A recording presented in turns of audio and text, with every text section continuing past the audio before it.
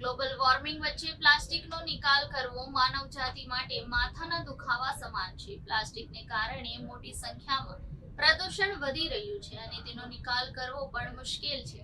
ત્યારે સુરત મહાનગરપાલિકાએ પ્લાસ્ટિકના કચરામાંથી રોડ બનાવવાનો નવતર પ્રયોગ હાથ ધરી અત્યાર સુધીમાં 30 કિલોમીટરનો રોડ તૈયાર કર્યો હતો.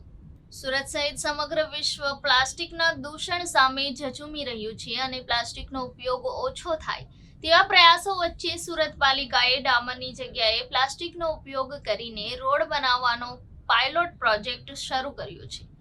સુરત પાલિકાએ છેલ્લા થોડા વર્ષોમાં પ્લાસ્ટિકનો ઉપયોગ કરીને 30 કિલોમીટરના રોડ બનાવ્યા હતા.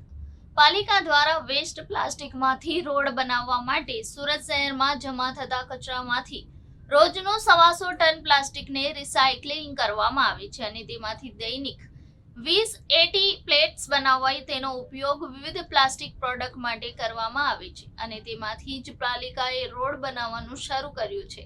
અહીં 1 કિલોમીટર રોડ બનાવવા માટે 10 ટન પ્લાસ્ટિક વેસ્ટનો ઉપયોગ કરવામાં આવે છે. આ રોડ ડામર રોડ કરતાં મજબૂત હોવાનો દાવો થઈ રહ્યો છે. પાલિકા દ્વારા શરૂ કરાયેલા પ્રોજેક્ટમાં સફળતા મળતા આગામી સમયમાં પાલિકા દ્વારા અન્ય રોડને પણ પ્લાસ્ટિકના બનાવવા આયોજન થઈ રહ્યું છે.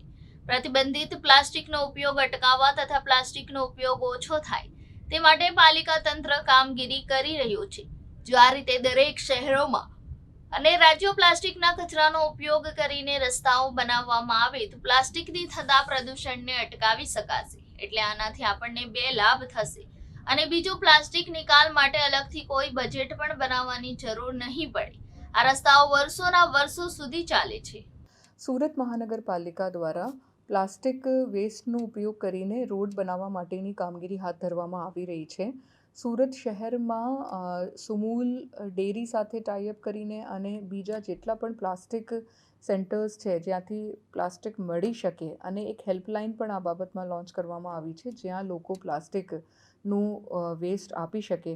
એ તમામ માધ્યમોથી પ્લાસ્ટિકનું વેસ્ટ ખૂબ જ ઝુંબેશ સ્વરૂપમાં કલેક્ટ કરવામાં આવે છે અને એમનું સાયન્ટિફિક રીતે એમનું નિકાલ કરવામાં આવે છે. એક plastic waste management plant PPP ધોરણે બનાવવામાં આવ્યું છે અને એમાં શ્રેડેડ પ્લાસ્ટિક થકી રોડ કન્સ્ટ્રક્શનની દિશામાં સુરત મહાનગરપાલિકા આગળ વધી છે. અત્યારે સુધીમાં 30 કિલોમીટર જેટલા રોડ શ્રેડેડ પ્લાસ્ટિકનો ઉપયોગ કરીને બનાવવામાં આવ્યા છે. 158 મેટ્રિક ટન પ્લાસ્ટિકનો ઉપયોગ આ રોડ કન્સ્ટ્રક્શનમાં કરવામાં આવ્યું છે.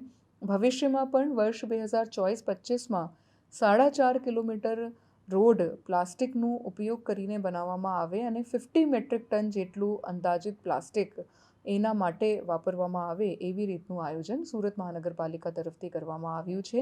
આ તમામ રોડ્સનું સાયન્ટિફિક સ્ટડીઝ અને ટેકનિકલ એક્સપર્ટ સાથે મળીને ડિઝાઇન નક્કી કરવામાં આવી છે અને એમની રોડની ગુણવત્તા બાબતે પણ થર્ડ પાર્ટી ઇન્સ્પેક્શન કરવામાં આવ્યું છે અને સારા પરિણામો પછી હવે બીજા વિસ્તારોમાં પણ આ પ્રકારની કામગીરી હાથ ધરવામાં આવી રહી છે.